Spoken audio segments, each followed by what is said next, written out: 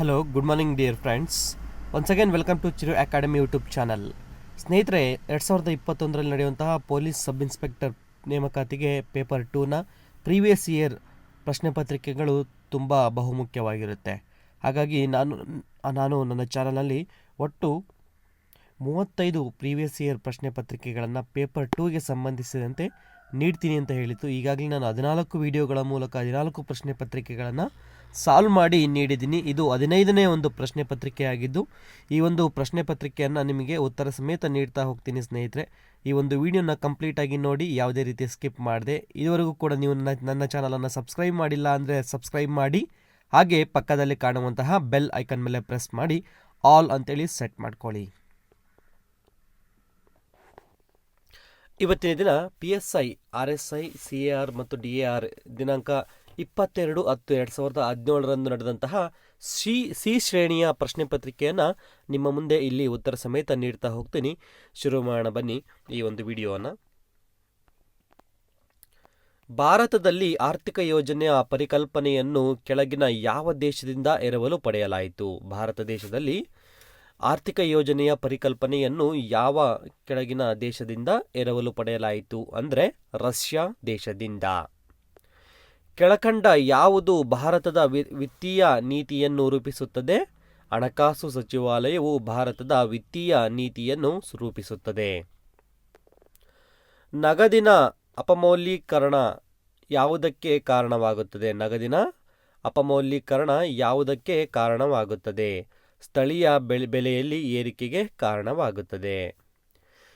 ಯಾವ ಸಂಸ್ಥೆಯ ಆಸ್ಥಾನದಲ್ಲಿ ಭಾರತ ಸರ್ಕಾರದ ನೀತಿ ಆಯೋಗವನ್ನು ಸ್ಥಾಪಿಸಲಾಗಿದೆ?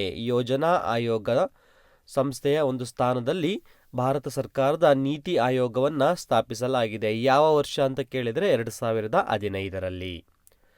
ಆರ್ಥಿಕ ದೃಷ್ಟಿಯಿಂದ ವಿದೇಶಿಯರು ಆರೋಗ್ಯದ ಚಿಕಿತ್ಸೆಗಾಗಿ ಭಾರತಕ್ಕೆ ಭೇಟಿ ನೀಡುವುದು ಒಂದು ರೀತಿಯಲ್ಲಿ ರಫ್ತು ಅಂತ ಹೇಳಿ ಕರಿತೀವಿ. ಜಿಸ್ಯಾಟ್ 9 ಉಪಗ್ರಹವು ಭೂಸ್ಥಿರ ಸಂವಹನ ಉಪಗ್ರಹವಾಗಿದೆ. ಆವಾಗವಾಗ ಸುದ್ದಿಯಲ್ಲಿ ಕಾಣಿಸಿಕೊಳ್ಳುವ ಪ್ರಾದೇಶಿಕ ಸಮಗ್ರ ಆರ್ಥಿಕ ಸಹಭಾಗಿತ್ವ ಎಂಬ ಪದವು ದೇಶಗಳ ಯಾವ ಗುಂಪಿನ ವ್ಯವಹಾರಕ್ಕೆ ಸಂಬಂಧಿಸಿದೆ? ಆವಾಗವಾಗ ಸುದ್ದಿಯಲ್ಲಿ ಕಾಣಿಸಿಕೊಳ್ಳುವ ಪ್ರಾದೇಶಿಕ ಸಮಗ್ರ ಆರ್ಥಿಕ ಸಹಭಾಗಿತ್ವ ಎಂಬ ಪದವು ದೇಶಗಳ ಯಾವ ಗುಂಪಿನ ವ್ಯವಹಾರಕ್ಕೆ ಸಂಬಂಧಿಸಿದೆ? ಆಸಿಯಾನ್. ಬಹುತೇಕ ಭಾರತೀಯರೇ ಉಪಯೋಗಿಸುತ್ತಿದ್ದ 457 ವೀಸಾ ಕಾರ್ಯಕ್ರಮವನ್ನು ಯಾವ ದೇಶ ರದ್ದುಪಡಿಸಿತು? ಆಸ್ಟ್ರೇಲಿಯಾ ದೇಶ. ಉಡಾನ್ ಯೋಜನೆಯು ಯಾವುದಕ್ಕೆ ಸಂಬಂಧಿಸಿದೆ? ಉಡಾನ್ ಯೋಜನೆಯು ವಾಯುಯಾನ ಕ್ಷೇತ್ರಕ್ಕೆ ಸಂಬಂಧಿಸಿರುವುದು. ಒಂದು ಜಾಲ ಒಂದು ರಸ್ತೆ ಯೋಜನೆಯನ್ನು ಯಾವ ದೇಶ ಪ್ರಾರಂಭಿಸಿದೆ? ಚೀನಾ ದೇಶ ಪ್ರಾರಂಭಿಸಿದೆ. ಕೆಳಕಂಡ ಯಾವ ದೇಶಕ್ಕೆ ಟಾಪಿ ಅನಿಲ ಕೊಳವೆ ಮಾರ್ಗ ಯೋಜನೆಯು ಸಂಬಂಧಿಸಿಲ್ಲ? ಅಮೆರಿಕ ದೇಶಕ್ಕೆ ಟಾಪಿ ಅನಿಲ ಕೊಳವೆ ಮಾರ್ಗ ಯೋಜನೆಯು ಸಂಬಂಧಿಸುವುದಿಲ್ಲ. ಚೆಸ್ ರಾಕೆಟನ್ನು ಉಡಾಯಿಸಿದವರು ಯಾರು? ಚೆಸ್ ರಾಕೆಟನ್ನು ಉಡಾಯಿಸಿದವರು ನಾಸಾದವರು.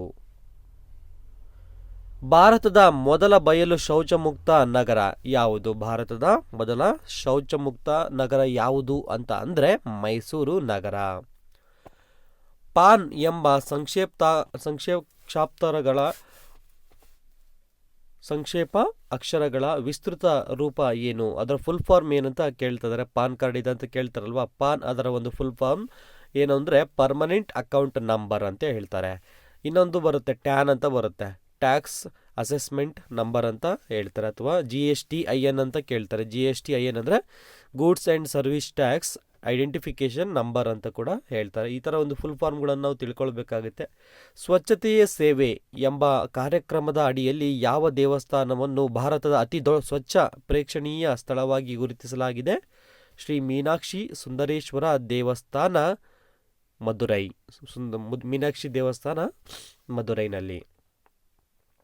ಕೆಳಕಂಡ ಪಗಡೆಯ ಚಿತ್ರಗಳನ್ನು ಪರಿಗಣಿಸಿ. 4 ಪಗಡೆಗಳನ್ನು ಕೊಟ್ಟಿದ್ದಾರೆ, ಅಲ್ಲಿ ಸಂಖ್ಯೆಗಳನ್ನು ಕೊಟ್ಟಿದ್ದಾರೆ. ಹಾಗಾದರೆ ಯಾವುದೋ ಒಂದು ಸ್ಥಳದಲ್ಲಿ ಯಾವ ಸಂಖ್ಯೆ ಬರುತ್ತಂತೇಳಿ ಕೇಳ್ತಾ ಹೋಗ್ತಾರೆ. 3ರ ವಿರುದ್ಧವಿರುವ ಸಂಖ್ಯೆ ಯಾವುದು? ಇದು 4 ಚಿತ್ರಗಳನ್ನು ನೋಡಿಬಿಟ್ಟು 3ರ ವಿರುದ್ಧ ಯಾವ ಒಂದು ಸಂಖ್ಯೆ ಬರುತ್ತೆ ಅನ್ನೋದನ್ನು ಕೇಳ್ತಾ ಇರೋದು ಅವರು. 4, 3ರ ವಿರುದ್ಧ 4 ಬರುತ್ತೆ ಒಂದು ಪಗಡೆ ಅಥವಾ ಡೈಸಲ್ಲಿ, ದಾಳದಲ್ಲಿ. ಪಾರ್ಲಿಮೆಂಟ್ನಲ್ಲಿ, ಸಂಸತ್ತಿನಲ್ಲಿ ಕನ್ನಡದಲ್ಲಿ ಮಾತನಾಡಿದ ಮೊದಲ ರಾಜಕಾರಣಿ ಯಾರು? JH ಪಟೇಲ್ರವರು ಪಾರ್ಲಿಮೆಂಟಲ್ಲಿ ಮೊದಲ ಬಾರಿಗೆ ಕನ್ನಡದಲ್ಲಿ ಮಾತನಾಡಿದರು. ನಮ್ಮ ದೇಶದಲ್ಲಿ ಚಾಲನೆಯಲ್ಲಿರುವ ಅತ್ಯಂತ ವೇಗದ ರೈಲು ಯಾವುದು? ಗತಿಮಾನ್ ಎಕ್ಸ್ಪ್ರೆಸ್. ಈಗ ಪ್ರೆಸೆಂಟ್ ಚೆಕ್ ಮಾಡ್ಕೊಳ್ಳಿ, ಇದು ಏನಾದರೂ ಸ್ಟಾಪ್ ಆಗಿದೆ ಅಥವಾ ಬೇರೆ ಯಾವ್ದಾದ್ರು ಇದಕ್ಕಿನ್ನೂ ವೇಗವಾಗಿ ಯಾವ್ದಾದ್ರು ರೈಲನ್ನು ಬಿಟ್ಟಿದ್ದಾರೆ ಅನ್ನೋದನ್ನು ನಾವು ಕರೆಂಟ್ ಅಫೇರ್ಸಲ್ಲಿ ನೋಡಬೇಕಾಗುತ್ತೆ. ಕಾನಿಷ್ಕನ ಆಸ್ಥಾನ ವೈದ್ಯ ಯಾರು? ಚರಕ ಕಾನಿಷ್ಕ ವೈದ್ಯನ ಒಬ್ಬ ಆಸ್ಥಾನದ ವೈದ್ಯರಾಗಿದ್ದರು. ಬಿಗಿಂತ ಎ ಸಾವಕಾಶವಾಗಿ ಓಡುತ್ತಿದ್ದರೆ ಮತ್ತು ಬಿಯು ಸಿಯಷ್ಟು ಆದರೆ ಸಿಗಿಂತ ಹೆಚ್ಚಿಲ್ಲದಂತೆ ವೇಗವಾಗಿ ಓಡುತ್ತಿದ್ದರೆ ಎಗೆ ಹೋಲಿಸಿದರೆ ಸಿಯು ಹೇಗೆ ಓಡುತ್ತಾರೆ? ಎಗಿಂತ ತುಂಬ ವೇಗವಾಗಿ ಸಿಯು ಓಡುತ್ತಾರೆ.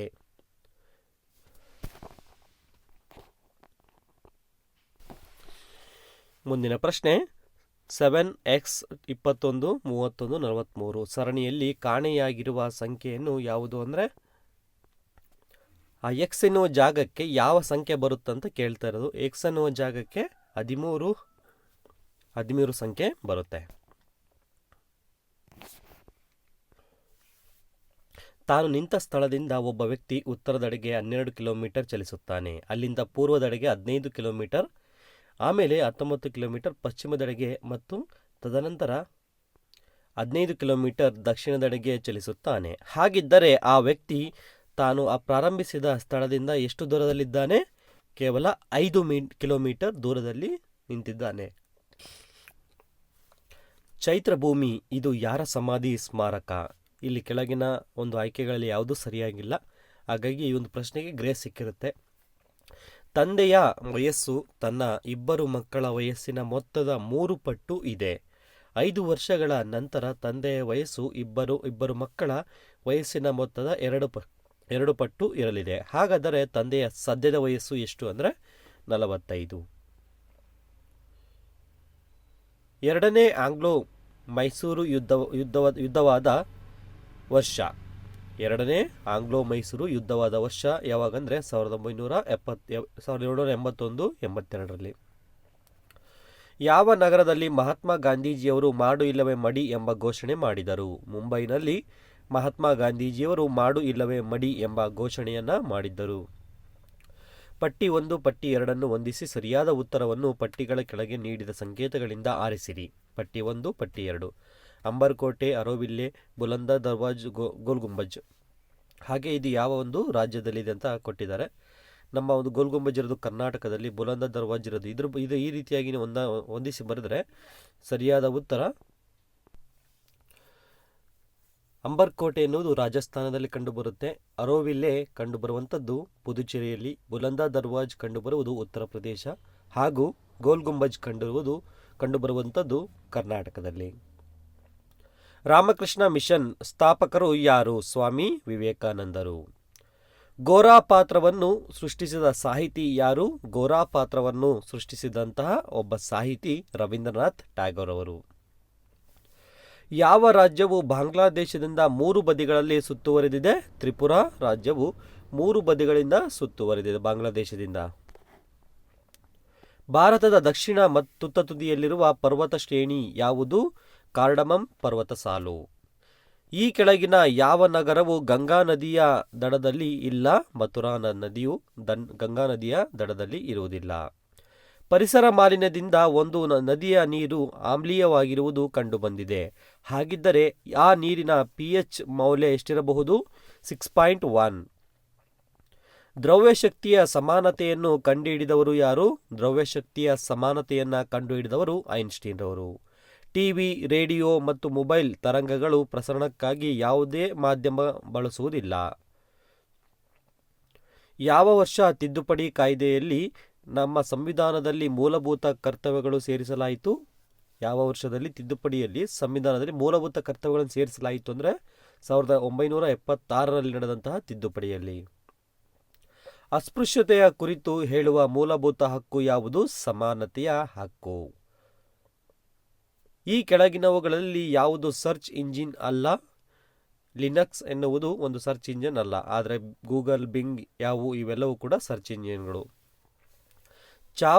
ಚೈನಾವು ಟಿಬೆಟನ್ನು ಯಾವಾಗ ಆಕ್ರಮಿಸಿಕೊಂಡಿತು? 1959ರಲ್ಲಿ ಚೀನಾ ದೇಶವು ಟಿಬೆಟನ್ನು ಆಕ್ರಮಿಸಿತು. ರಾಮಸಾರ ಒಪ್ಪಂದ ಯಾವುದರ ಸಂರಕ್ಷಣೆ ಕುರಿತಾಗಿದೆ? ತೇವ ಪ್ರದೇಶಗಳ ಸಂರಕ್ಷಣೆಗೆ ಕುರಿತಾಗಿದೆ. ಯಾವುದೇ ದೇಶದ ಆರ್ಥಿಕ ಅಭಿವೃದ್ಧಿಯು ಅತ್ಯುತ್ತಮ ಸೂಚಕ ಅಲ್ಲಿಯ ತಲಾ ಆದಾಯ, ಪರ್ ಕ್ಯಾಪಿಟಲ್ ಇನ್ಕಮ್. ಆಪರೇಷನ್ ಪ್ರವಾಹದ ಪಿತಾಮಹ ಯಾರು? ವರ್ಗೀಸ್ ಕುರಿಯನ್ ಅವರು ಆಪರೇಷನ್ ಪ್ರವಾಹದ ಪಿತಾಮಹರು.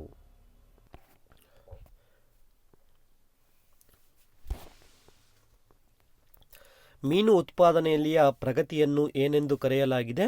ನೀಲಿ ಕ್ರಾಂತಿ ಎಂದು ಕರೆಯಲಾಯಿತು. ಭಾರತ ರಾಷ್ಟ್ರೀಯ ಆದಾಯದ ಅಂದಾಜಿನ ಮಾಹಿತಿಯನ್ನು ಕೆಳಗಿನ ಯಾವ ಸಂಸ್ಥೆ ಪ್ರಕಟಿಸುತ್ತದೆ? ಕೇಂದ್ರೀಯ ಸಾಂಖ್ಯಿಕ ಸಂಸ್ಥೆ ಪ್ರಕಟಿಸುತ್ತದೆ.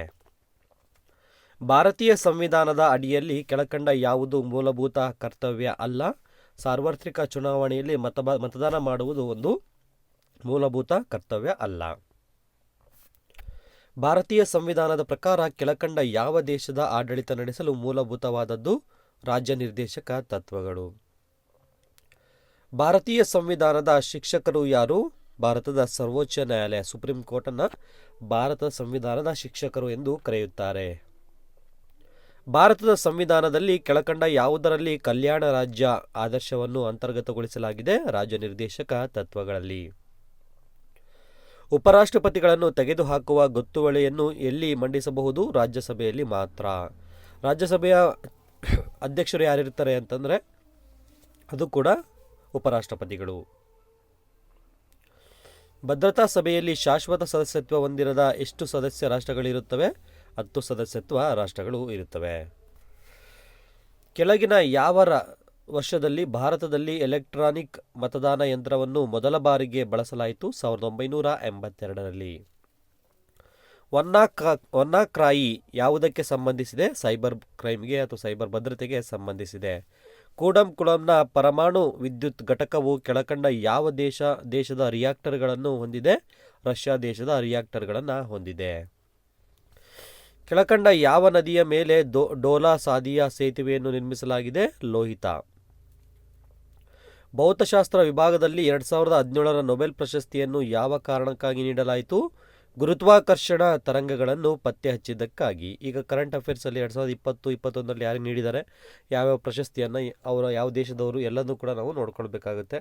ಭಾರತಕ್ಕೆ ವಾರ್ಷಿಕ ಸಾಲವನ್ನು $4 ಬಿಲಿಯನ್ ವರೆಗೆ ಹೆಚ್ಚಿಸುವ ನಿಟ್ಟಿನಲ್ಲಿ ಇತ್ತೀಚೆಗೆ ಏಷ್ಯಾದ ಅಭಿವೃದ್ಧಿ ಬ್ಯಾಂಕ್ ADB ನಿರ್ಧಾರ ತೆಗೆದುಕೊಂಡಿದೆ. ADBಯ ಮುಖ್ಯ ಕಚೇರಿ ಎಲ್ಲಿ ನೆಲೆಗೊಂಡಿದೆ?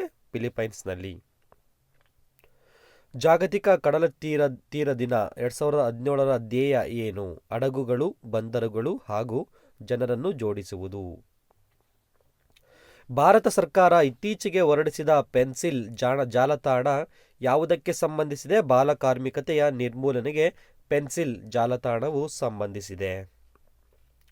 ಮ್ಯಾಕ್ಬೆತ್ ನಾಟಕವನ್ನು ಕನ್ನಡದಲ್ಲಿ ಬರೆದವರು DV ಗುಂಡಪ್ಪ, DVG ಅವರು. ಇಲ್ಲಿ 3 ಚಿತ್ರಗಳನ್ನು ಕೊಟ್ಟಿದ್ದಾರೆ. ಇದರಲ್ಲಿ ಎಲ್ಲೋ ಒಂದು ಕಡೆ X ಅಂತ ಕಾಣ್ತಾ ಇದೆ. 3ನೇ ಚಿತ್ರ ಕೆಳಗಡೆಗೆ ಆ X ಜಾಗದಲ್ಲಿ ಯಾವ ಸಂಖ್ಯೆ ಬರುತ್ತೆ ಅನ್ನೋದನ್ನು ನೀವು ಹೇಳಬೇಕಾಗತ್ತೆ. ಅದು ಯಾವ ಬೇಸ್ ಮೇಲೆ ಹೇಳ್ಬೋದು ಅಂತಂದರೆ ಇಲ್ಲಿ 36 ಬರುತ್ತೆ. ಆ ಒಂದು ಸ್ಥಾನದಲ್ಲಿ ನಿಮಗೆ ಸರಿಯಾದ ಉತ್ತರ 36 ಬರುತ್ತೆ. ಸರಿಯಾದ ಉತ್ತರ ಆಯ್ಕೆ ಬಂದ್ಬಿಟ್ಟು D 36.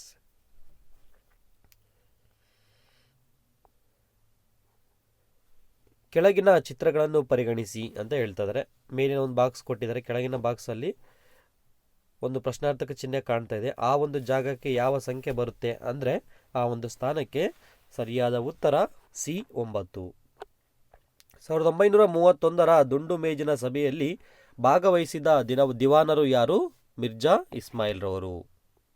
1947 ಸ್ವಾತಂತ್ರ್ಯ ಪೂರ್ವದಲ್ಲಿ ಮೈಸೂರು ರಾಜ್ಯದ ದಿವಾನರಾಗಿದ್ದವರು ಯಾರು? ಸರ್ ಅರ್ಕಾಟ್ ರಾಮಸ್ವಾಮಿ ಮೊದಲಿಯಾರವರು. ನ್ಯೂಕ್ಲಿಯರ್ ರಿಯಾಕ್ಟರ್ನಲ್ಲಿ ಈ ಕೆಳಕಂಡವುಗಳಲ್ಲಿ ಯಾವ ವಸ್ತುವನ್ನು ನ್ಯೂಟ್ರಾನ್ಗಳನ್ನು ಹೀರಿಕೊಳ್ಳಲು ಬಳಸುತ್ತಾರೆ? ಕ್ಯಾಡ್ಮಿಯಂ ಅನ್ನು. ಯಾರನ್ನು ಕನ್ನಡ ಕಾದಂಬರಿ ಪಿತಾಮಹ ಎಂದು ಕರೆಯುತ್ತಾರೆ? ವೆಂಕಟೇಶ ತಿರಕೋ ಕುಲಕರ್ಣಿಯವರನ್ನು ಕನ್ನಡ ಕಾದಂಬರಿ ಪಿತಾಮಹ ಎಂದು ಕರೆಯುತ್ತಾರೆ. ಬೀಟಿ ಹತ್ತಿ ಎಂಬ ಶಬ್ದದಲ್ಲಿ ಬೀಟಿಯ ವಿಸ್ತೃತ ರೂಪ ಬ್ಯಾಸಿಲಸ್ ತಿರಾಂಜಿನಸ್. ಅನಿಹಿಲೇಷನ್ ಆಫ್ ಕಾಸ್ಟ್ ಎಂಬ ಕೃತಿ ಬರೆದವರು ಯಾರು ಅಥವಾ ರಚಿಸಿದವರು ಯಾರು ಅಂದರೆ ಡಾಕ್ಟರ್ BR ಅಂಬೇಡ್ಕರ್ ಅವರು. ಕೆಳಕಂಡ ಯಾವ ಕಾರಣಕ್ಕಾಗಿ 1987ರ ಮಾಂಟ್ರಿಯಲ್ ಒಪ್ಪಂದಕ್ಕೆ ಸಹಿ ಹಾಕಲಾಯಿತು? ಓಝೋನ್ ಸೋರಿಕೆ ತಡೆಗಟ್ಟುವುದಕ್ಕಾಗಿ. ಮಣ್ಣಿನ ಆಮ್ಲತೆಯನ್ನು ಕೆಳಕಂಡ ಯಾವುದರ ಸಾಂದ್ರತೆಯ ಆಧಾರದ ಮೇಲೆ ಅಳೆಯಲಾಗುತ್ತದೆ? ಜಲಜನಕದ ಒಂದು ಸಾಂದ್ರತೆಯ ಆಧಾರದ ಮೇಲೆ. ಜೀವಗೋಳದಲ್ಲಿ ವಲಯಗಳನ್ನು ಕೂಡಿಸುವ ನಿಟ್ಟಿನಲ್ಲಿ ಕೆಳಕಂಡ ಯಾವುದು ಮುಖ್ಯ ಅಂಶವಲ್ಲ? ಮಣ್ಣಿನಲ್ಲಿರುವ ಜೀವಿಗಳ ಸಾಂದ್ರತೆ ಮುಖ್ಯ ಅಂಶವಲ್ಲ. ಕೆಳಕಂಡ ಯಾವುದರ ಮಾಲಿನ್ಯವು ಆಮ್ಲೀಯ ಮಳೆಗೆ ಪ್ರಮುಖ ಕಾರಣವಾಗುತ್ತದೆ? SO2 ಒಂದು ಮಾಲಿನ್ಯವು ಆಮ್ಲೀಯ ಮಳೆಗೆ ಕಾರಣವಾಗುತ್ತದೆ. ಇಂಧನ ಶಕ್ತಿಗೆ ಪರ್ಯಾಯ ಶಕ್ತಿ ಯಾವುದು? ಸಮುದ್ರದ ಉಬ್ಬರವಿಳಿತದ ಶಕ್ತಿ. ಭಾರತ ಸಂವಿಧಾನದ ಕೆಳಕಂಡ ಯಾವ ಪರಿಚ್ಛೇದದಲ್ಲಿ ಪಕ್ಷಾಂತರ ನಿಷೇಧ ಕಾಯಿದೆಗೆ ಸಂಬಂಧಿಸಿದ ಅನುಬಂಧಗಳು ಇವೆ? 10ನೇ ಪರಿಚ್ಛೇದ. ಭಾರತದ ಸಂವಿಧಾನ ಕೆಳಕಂಡ ಯಾವುದನ್ನು ಗುರುತಿಸುತ್ತದೆ? ಧಾರ್ಮಿಕ ಹಾಗೂ ಭಾಷಾ ಅಲ್ಪಸಂಖ್ಯಾತರನ್ನು ಗುರುತಿಸುತ್ತದೆ. ಕೆಳಕಂಡ ಯಾವ ವಿಧಿಯು ಪ್ರಾಥಮಿಕ ಶಿಕ್ಷಣವನ್ನು ಮಾತೃಭಾಷೆಯಲ್ಲಿ ನೀಡುವುದರ ಕುರಿತು ಇದೆ? ವಿಧಿ 350A ಪ್ರಾಥಮಿಕ ಶಿಕ್ಷಣವನ್ನು ಮಾತೃಭಾಷೆಯಲ್ಲಿ ನೀಡುವುದರ ಕುರಿತು ಇದೆ. ಭಾರತದ ಸಂವಿಧಾನದಲ್ಲಿ ಯಾವ ಉದ್ದೇಶಕ್ಕಾಗಿ ರಾಜ್ಯ ನಿರ್ದೇಶಕ ತತ್ವಗಳನ್ನು ಅಳವಡಿಸಲಾಗಿದೆ? ಸಾಮಾಜಿಕ ಹಾಗೂ ಆರ್ಥಿಕ ಪ್ರಜಾಪ್ರಭುತ್ವ. ಕೆಳಕಂಡವರಲ್ಲಿ ಯಾರು ಸಂವಿಧಾನ ರಚನಾ ಸಭೆಯ ಕೇಂದ್ರೀಯ ಸಂವಿಧಾನ ಸಮಿತಿಯ ಅಧ್ಯಕ್ಷರಾಗಿದ್ದರು? ಜವಾಹರ್ಲಾಲ್ ನೆಹರೂರವರು. ಕೆಳಕಂಡ ಯಾವ ನದಿಯಲ್ಲಿ ಭಾರತದ ಮೊದಲ ನೀರಿನ ತಳದಲ್ಲಿ ಮೆಟ್ರೋ ಸುರಂಗವನ್ನು ಪ್ರಾರಂಭಿಸಲಾಗಿದೆ? ಹೂಗ್ಲಿ ನದಿಯ ನೀರಿನ ತಳದಲ್ಲಿ. ಯಾವ ಸಮಿತಿಯು BCCI ನ ಸುಧಾರಣೆಯನ್ನು ಶಿಫಾರಸು ಮಾಡಿದೆ? ನ್ಯಾಯಮೂರ್ತಿ ಲೋಧಾ ಸಮಿತಿಯು. ಯಾವ ರಾಜ್ಯದಲ್ಲಿ ಜಲ್ಲಿಕಟ್ಟು ಪ್ರಸಿದ್ಧಿ ಹೊಂದಿದೆ? ಇದಕ್ಕೆ ಗ್ರೇಸನ್ನು ನೀಡಿದ್ದಾರೆ, ಒಂದ್ಸರಿ ಚೆಕ್ ಮಾಡಿ. ಜಲ್ಲಿಕಟ್ಟು ಕಂಡು ಬರುವುದು ಕೇರಳದಲ್ಲಿ ಅನ್ಸುತ್ತೆ, ಒಂದ್ಸರಿ ಚೆಕ್ ಮಾಡಿ, ತಮಿಳುನಾಡು ಅಥವಾ ಕೇರಳ ಅಂತೇಳಿ. IRNSS ಒಟ್ಟು ಎಷ್ಟು ಉಪಗ್ರಹಗಳನ್ನು ಹೊಂದಿವೆ? ಒಟ್ಟು 7 ಉಪಗ್ರಹಗಳನ್ನು ಹೊಂದಿವೆ. ಆಮಿಚಾಯಿ ವಸಾಹತುಗಳು ಇತ್ತೀಚೆಗೆ ಸುದ್ದಿಯಲ್ಲಿತ್ತು. ಇದು ಕೆಳಕಂಡ ಯಾವ ದೇಶಕ್ಕೆ ಸಂಬಂಧಿಸಿದೆ? ಇಸ್ರೇಲ್ ದೇಶಕ್ಕೆ ಸಂಬಂಧಿಸಿವೆ. ಬ್ರಿಕ್ಸ್ನ 9ನೇ ಶೃಂಗಸಭೆ 2017 ಯಾವ ದೇಶದಲ್ಲಿ ನಡೆಯಿತು? ಚೀನಾ ದೇಶದಲ್ಲಿ. ಈಗ 2020 ಅಥವಾ 2021ರಲ್ಲಿ ನಡೆದಿದೆ, ಅದು ಯಾವ ದೇಶದಲ್ಲಿ ನಡೆದಿದೆ ಅದೆಲ್ಲದನ್ನು ಕೂಡ ನಾವು ನೋಡ್ಕೊಳ್ಬೇಕಾಗತ್ತೆ. ಕೊಟ್ಟಿರುವ ಚಿತ್ರದಲ್ಲಿ ಆ ವೃತ್ತ ಭೌತಶಾಸ್ತ್ರ ಕಲಿಸಬಲ್ಲ ಶಿಕ್ಷಕರನ್ನು, ಆ ವೃತ್ತ ರಸಾಯನಶಾಸ್ತ್ರ ಕಲಿಸಬಲ್ಲ ಶಿಕ್ಷಕರನ್ನು ಹಾಗೂ ಈ ವೃತ್ತ ಗಣಿತ ಕಲಿಸಬಲ್ಲ ಶಿಕ್ಷಕರನ್ನು ಸೂಚಿಸುತ್ತದೆ. ಇದರಲ್ಲಿ ಭೌತಶಾಸ್ತ್ರ ಮತ್ತು ಹಾಗೂ ಗಣಿತವನ್ನು ಕಲಿಸಬಲ್ಲ ಆದರೆ ರಸಾಯನಶಾಸ್ತ್ರ ಕಲಿಸಲಾರದವರನ್ನು ಯಾವುದು ಸೂಚಿಸುತ್ತದೆ ಅಂತ ಕೇಳ್ತಾ ಇರೋದು. ಇದಕ್ಕೆ ABCD ಅಂತ ಹೇಳಿದೆ ಅಲ್ವಾ. ABCDಯಲ್ಲಿ ಯಾವುದು ಕಲಿಸುವುದಿಲ್ಲ ಅಂತ ಹೇಳಿದರೆ ಅದಕ್ಕೆ ಆಯ್ಕೆಗಳಲ್ಲಿ ಸರಿಯಾದ ಉತ್ತರ ಯು ಎಲ್ಲಿ ಕಾಣ್ತಾ ಇದೆ ನೋಡಿ, ಇಲ್ಲಿ ಯು ಅನ್ನುವುದು ಆ ಒಂದು ಚಿತ್ರ ಏನು ತೋರಿಸುತ್ತಂದರೆ ಭೌತಶಾಸ್ತ್ರ ಮತ್ತು ಗಣಿತವನ್ನು ಕಲಿಸಬಲ್ಲ ಆದರೆ ರಾಸಾಯನಶಾಸ್ತ್ರವನ್ನು ಅವರು ಕಲಿಸುವುದಿಲ್ಲ. ಯಾರು? ಟೀಚರು. AZ CX FU ಅದೇ ರೀತಿ ಬರಿತಾ ಹೋದ್ರೆ ಆಲ್ಫಾಬೆಟ್ಟಲ್ಲಿ JQ ಬರುತ್ತೆ. ಗೌತಮ ಬುದ್ಧನು ಎಲ್ಲಿ ನಿರ್ವಾಣ ಹೊಂದಿದನು? ಕುಶಿನಗರದಲ್ಲಿ ಗೌತಮ ಬುದ್ಧನು ನಿರ್ವಾಣ ಹೊಂದಿದರು. ಕೆಳಗಿನ ಯಾವ ಜೋಡಿಯು ಸರಿಯಾಗಿ ಹೊಂದಾಣಿಕೆಯಾಗಿದೆ? ಲಾರ್ಡ್ ಕರ್ಜನ್ ಅವರು ಬಂಗಾಳದ ವಿಭಜನೆಯನ್ನು ಮಾಡಿದ್ದರು. ಚೌತ್ ಎಂಬ ತೆರಿಗೆ ಸಂಗ್ರಹಿಸುತ್ತಿದ್ದವರು ಯಾರು ಅಂದರೆ ಮರಾಠರು ಚೌತ್ ಎಂಬ ತೆರಿಗೆಯನ್ನು ಸಂಗ್ರಹಿಸುತ್ತಿದ್ದರು. ಬಿಜಾಪುರದ ಗೋಲಗುಮ್ಮಟವು ಇವರ ಗೋರಿಯ ಮೇಲೆ ಕಟ್ಟಲಾಗಿದೆ. ಇದು ಆಪ್ಷನಲ್ಲಿ ಯಾವುದು ಕೂಡ ಸರಿಯಾಗಿಲ್ಲ, ಹಾಗಾಗಿ ಇವರು ಯಾರೂ ಅಲ್ಲ. ಚೈನಾ ದೇಶವು ವಾಣಿಜ್ಯ ಸಂಘಟನೆಯನ್ನು ಯಾವಾಗ ಸೇರಿಕೊಂಡಿತು? 2001ರಲ್ಲಿ ಚೀನಾ ದೇಶವು ವಿಶ್ವ ವಾಣಿಜ್ಯ ಸಂಘಟನೆಯನ್ನು ಸೇರಿಕೊಂಡಿತ್ತು. ಈ ಕೆಳಗಿನವರಲ್ಲಿ ಯಾವುದು SL ಭೈರಪ್ಪರವರ ಕಾದಂಬರಿಯಲ್ಲ? ಅಂದರೆ ಸಂಸ್ಕಾರ ಎನ್ನುವುದು SL ಭೈರಪ್ಪರವರ ಒಂದು ಕಾದಂಬರಿ ಅಲ್ಲ. ಪರ್ವ, ಕವಲು, ತಂತು ಇವೆಲ್ಲವೂ ಕೂಡ SL ಭೈರಪ್ಪರವರ ಕವನಗಳು, ಕಾದಂಬರಿಗಳು. ಈ ಕೆಳಕಂಡ ರಾಜ್ಯಗಳಲ್ಲಿ ಯಾವುದರಲ್ಲಿ ಲಿಂಗಾನುಪಾತ ಕಡಿಮೆ ಇದೆ? ಹರಿಯಾಣದಲ್ಲಿ. ಅತಿ ಹೆಚ್ಚು ಲಿಂಗಾನುಪಾತ ಇರುವಂಥದ್ದು ಕೇರಳದಲ್ಲಿ. ಕೆಳಗಿನ ಯಾವ ಜೋಡಿಯು ಸರಿಯಾಗಿ ಹೊಂದಾಣಿಕೆಯಾಗಿದೆ? ಅಸ್ಸಾಂ ಬಗುರುಂಬ ಎನ್ನುವುದು ಸರಿಯಾಗಿ ಜೋಡಣೆ ಆಗಿದೆ. ಈ ಕೆಳಗಿನವರಲ್ಲಿ ಯಾರು ಸಿತಾರ್ ವಾದಕರಲ್ಲ? ಕಲಾ ರಾಮನಾಥ್ ರವರು ಸಿತಾರ್ ವಾದಕರಲ್ಲ. ಉಳಿದಂತಹ ರವಿಶಂಕರ್, ಉಮಾಶಂಕರ್ ಮಿಶ್ರಾ, ಅನುಷ್ಕಾ ಶಂಕರ್ ಇವರೆಲ್ಲರೂ ಕೂಡ ಸಿತಾರ್ ವಾದಕರು.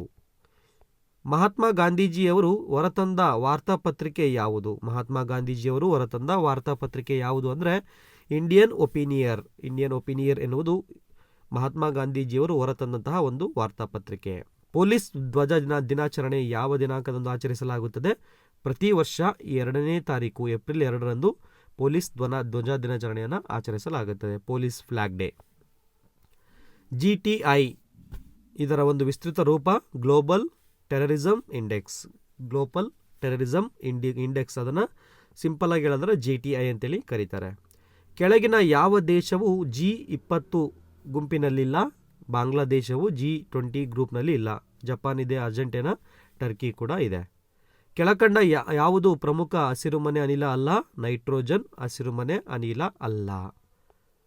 ಕೆಳಕಂಡ ಯಾವುದರಲ್ಲಿ ಕಾರ್ಬನ್ ಕ್ರೆಡಿಟ್ ಎಂಬ ಪರಿಕಲ್ಪನೆ ಹುಟ್ಟಿಕೊಂಡಿತು? ಕೆಳಕಂಡವುಗಳಲ್ಲಿ ಯಾವುದರಲ್ಲಿ ಕಾರ್ಬನ್ ಕ್ರೆಡಿಟ್ ಎಂಬ ಪರಿಕಲ್ಪನೆ ಹುಟ್ಟಿಕೊಂಡಿತು ಅಂದರೆ ಕ್ಯೋಟೋ ಒಪ್ಪಂದ ಕಾರ್ಬನ್ ಕ್ರೆಡಿಟ್ ಒಂದು ಪರಿಕಲ್ಪನೆಯನ್ನು ಹುಟ್ಟುಕೊಂಡಿತ್ತು. ನೋಡಿದ್ರಲ್ವ ಸ್ನೇಹಿತರೆ, 2017ರಲ್ಲಿ ನಡೆದಂತಹ PSI ಪ್ರಶ್ನೆ ಪತ್ರಿಕೆ ಪೇಪರ್ 2 ಅನ್ನು ನಿಮಗೆ ಉತ್ತರ ಸಮೇತ ನೀಡ್ತಾ ಹೋಗಿದ್ದೀನಿ. ಕೆಲವೊಂದನ್ನು ನೀವು ಅಪ್ಡೇಟ್ ಮಾಡ್ಕೊಳ್ಬೇಕು. ಅಷ್ಟನ್ನು ನೀವು ಮಾಡ್ಕೊಂಡ್ಬಿಟ್ರೆ ಔಟ್ ಆಫ್ 100 ಕ್ವಶನ್ಸ್ಗೂ ನಿಮಗೆ ಸರಿಯಾದ ಉತ್ತರಗಳು ಸಿಗ್ತಾ ಹೋಗುತ್ತೆ. ಈ ಒಂದು ವಿಡಿಯೋ ನಿಮಗೆ ಇಷ್ಟ ಆದರೆ ಲೈಕ್ ಮಾಡಿ, ಹಾಗೆ ನನ್ನ ಚಾನಲನ್ನು ಸಬ್ಸ್ಕ್ರೈಬ್ ಮಾಡಿ, ಸಪೋರ್ಟ್ ಮಾಡಿ ಅಂತ ಹೇಳ್ತಾ ಮತ್ತೊಮ್ಮೆ ಎಲ್ಲರಿಗೂ ಕೂಡ ಧನ್ಯವಾದಗಳು.